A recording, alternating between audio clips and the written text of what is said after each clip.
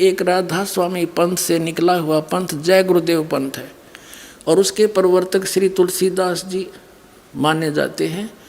और वो एक बहुत पुण्यकर्मी प्राणी थे, काल के फंस गए और उन्होंने सन 1971 में इस दास के बारे में आकाशवाणी की थी कि वो एक महापुरुष आवेगा। देखो थोड़ी सी पढ़ेंगे जब अच्छा लगेगा।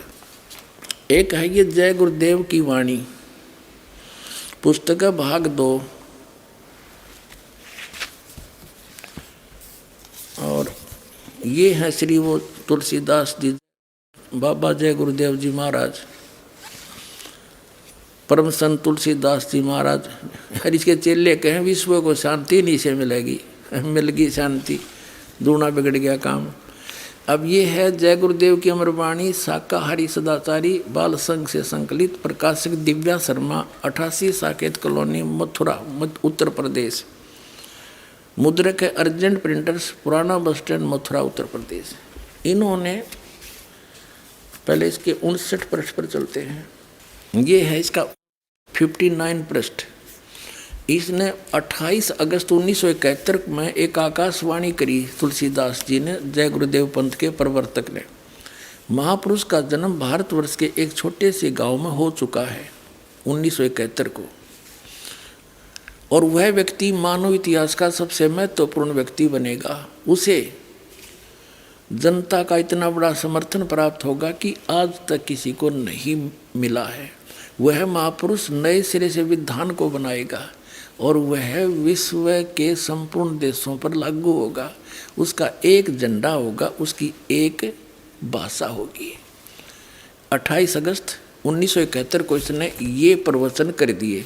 फिर श्रद्धालुओं ने पूछा, भगवान जब वो आ लिया महाराज जी तो उसका पता बता दो, बहुत पीछे पड़ दिए।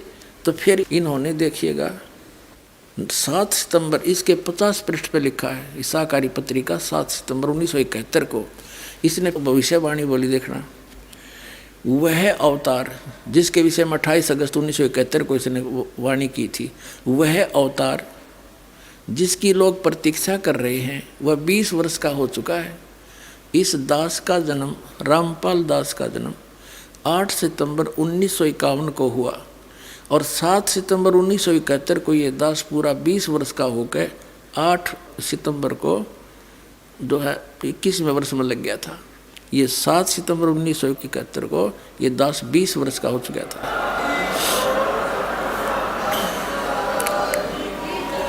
वह अवतार जिसकी लोग प्रतीक्षा कर रहे हैं 20 वर्ष का हो चुका है और है, यदि उसका पता बता दूं लोग पीछे पड़ जाएंगे।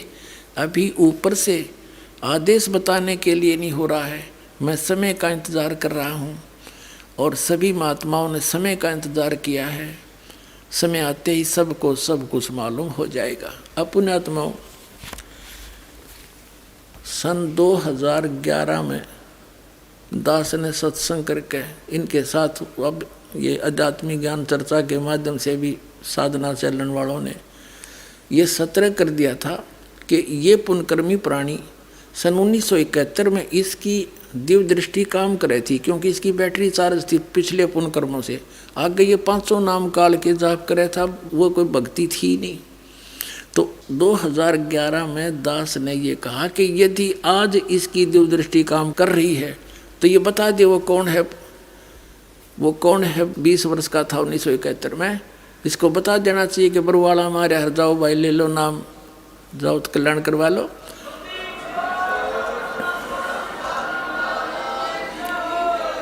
लेकिन उस समय यूँ फ्यूज हो लिया था, इसकी बैटरी डिस्चार्ज हो चुकी थी, भक्ति खत्म हो गई थी और गल के मेरे हाथ पैर इसके जिंदा लाश लिए फिर रहे थे इनको। और जब इसका जू नहीं रहेंगी तो 2-3 महीना बाद से काल ले गया इसने उठा कर। या तो इसके लिए सुअवसर दिया था दाता ने कि अपने भार मुक्त हो जाता और परमात्मा के बच्चे आसानी से आगे इसके कहते ही सारे मान जाते। वे चलो पहले से कहा करते थे, अरे आगे एकदम सारे समझ जाते। लेकिन इसने उस बात पर असर नहीं किया, इसलिए यो कुछ ही दिनों के बाद काल ले गया इसने उठा कर, छोड़ दिया दाता ने। 116 वर्ष जिया यो, इसलिए रखा हुआ था कि इस युग कह दे एक बार अपने मुख से, जाओ भाई वो आ रहा है जिसके बारे में 1971 में कहा था। तो ये भी क्रेडिट यो नहीं ले सका। तो पुण्यात्माओं, एक नस्त्रेदमस की आप भविष्यवाणी पढ़ कर देखना इस दास के लिए। कबीर साहब कहते हैं हमने अपनी महिमा आप बखानी, हमारे बारे में कोई दूसरा बतानिया नहीं कोई भी। आप आरती आप साजे आप किंगर आप बाजे आप ताल झांझन कारा आप नचाप देखनार, कह कबीर ऐसी आरती गाऊँ आप मध्य आप समाऊँ। तो हमने आप बतानी पड़े ये सारी कहानी, वह कौन हूँ मैं कौन हूँ कहाँ है कैसे लाभ होगा।